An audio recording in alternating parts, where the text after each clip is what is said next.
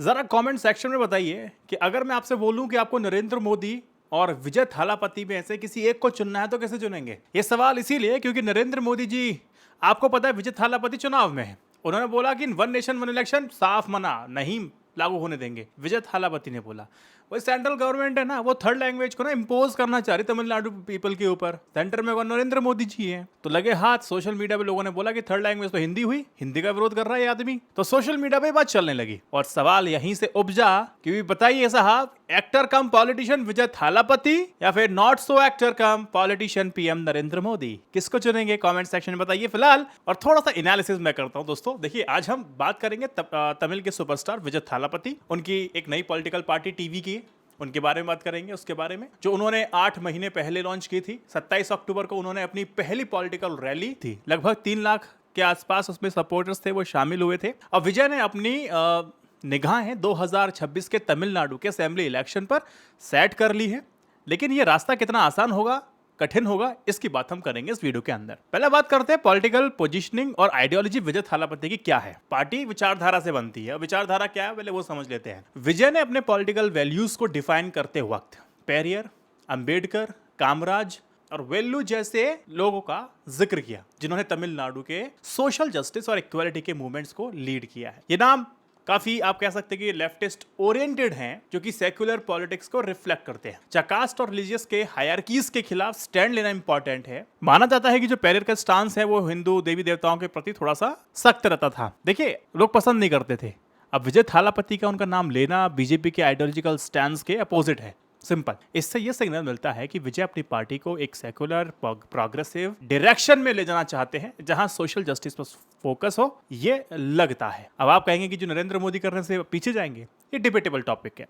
अब दूसरी बात, film star in politics. Film star का तमिलनाडु के पॉलिटिक्स में हमेशा से एक यूनिक रोल रहा है। लेकिन यह भी सच बात है कि सिर्फ स्टार पावर से आप सक्सेसफुल नहीं हो सकते हैं। एमजीआर और जयललिता का सक्सेसफुल होना उनकी केयरफुली क्राफ्टेड पब्लिक इमेज और उनकी वेलफेयर पॉलिसीज की वजह से थी। इस बात को ध्यान रखिएगा। वहीं विजयकांत, कमल हासन और रजनीकांत जैसों ने भी पॉलिटिकल वेंचर्स किए, लेकिन उन्हें मासेस का वो सपोर्ट नहीं मिला जो सिनेमा पे मिला करता था। वो सपोर्ट जरूरी था, वो नहीं मिला। सिनेमा के थ्रू एक लार्ज ऑडियंस, एक मास तक पहुंच जाना बहुत आसान होता है, लेकिन पॉलिटिक्स में ग्राउंड रियलिटी का सामना करना थोड़ा सा मुश्किल हो जाता है। तो ये दो बात हो गई। अब तमिलनाडु की राजनीति में पॉलिटिकल लैंडस्केप क्या है वो भी समझ लीजिए। तमिलनाडु का जो पॉलिटिकल लैंडस्केप है ना, वो काफी यूनिक है। डीएमके और एआईडीएमके जो द्रविडियन पॉलिटिक्स का प्रतिनिधित्व करती है, यहाँ लगभग पिछले 50 सालों से राज कर रही। जो द्रविडियन जो आइडियोलॉजी की जड़ है ना, वो तमिलनाडु सोसाइटी में बहुत ज्यादा गहरी है। कास्ट बेस्ड इनइक्वालिटीज को रिजेक्ट किया है और सोशल वेलफेयर को इंपॉर्टेंस दी गई है। अब विजय को इस सिस्टम को चैलेंज करना होगा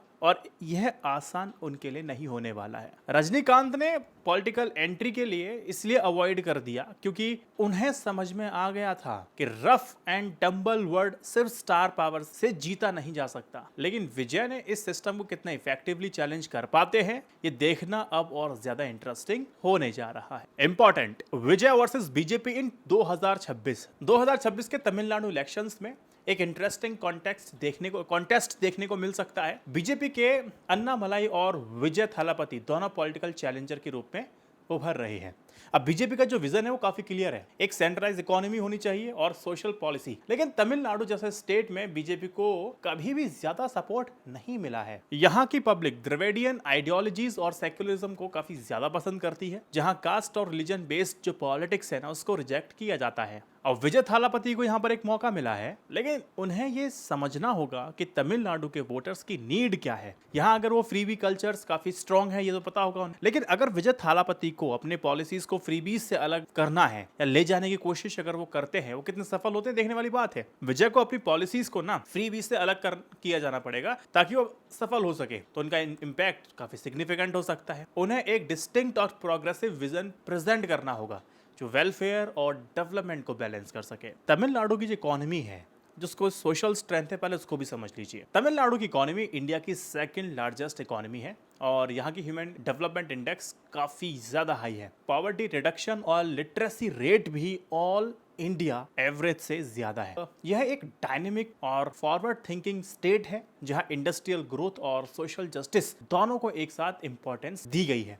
लेकिन ऐसे इन्वायरमेंट में विजय के लिए डिसकंटेंटमेंट क्रिएट करना थोड़ा मुश्किल होगा, क्योंकि पब्लिक इकोनॉमिक प्रोग्रेस और सोशल वेलफेयर का मॉडल से ऑलरेडी सेटिस्फाइड हैं। हाँ, करप्शन जरूर एक बहुत बड़ा इशू है, लेकिन पब्लिक को ना उससे ना उसके प्रति कोई आपत्ति दर्ज नहीं की है, बोले डेवलपमेंट तो हो रहा है, बस बात खत्म। विजय के लिए ये एक बहुत बड़ा चैलेंज होगा, क्योंकि उनके सामने सिर्फ एग्जिस्टिंग पॉलिटिकल पार्टीज का अपोजिशन ही नहीं होगा, बल्कि पब्लिक एक्सपेक्टेशंस को भी टैकल करना होगा। तो ये विजय थालापति का एक छोटा सा क्रिस्प मैंने आपको विश्लेषण दिया। अब फिर घूम फिर के वही सवाल, तो क्या विजय थालापति तमिलनाडु के डीप रूटेड द्रविडियंस पॉलिटिक्स को चैलेंज कर पाएंगे?